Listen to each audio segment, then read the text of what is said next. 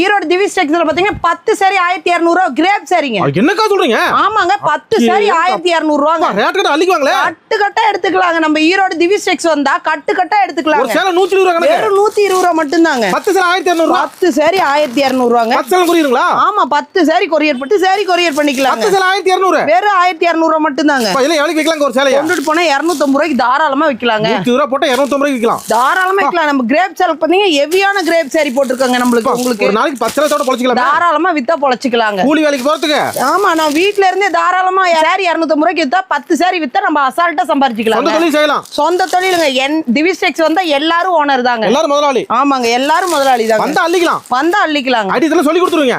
ஆமாங்க தாராளமா நாங்களே கட்டு கட்டா இருக்குங்க. இன்னைக்கு சேலை கட்டு நாளைக்கு பணம் கட்டுங்க. திவிஸ் டெக்ஸ் வரணுங்க. ஈரோடு திவிஸ் டெக்ஸ் வரணுங்க. கடை எங்க இருக்கு? ஈரோடு பன்னீர்செல்வம் பார்க் பஸ் ரைட்லயே பாத்தீங்கன்னா பிரகாசன் வீதியில 4வது கடை நம்ம ஈரோடு திவிஸ் டெக்ஸ் இருக்கு. நன்றிக்கா. நன்றி.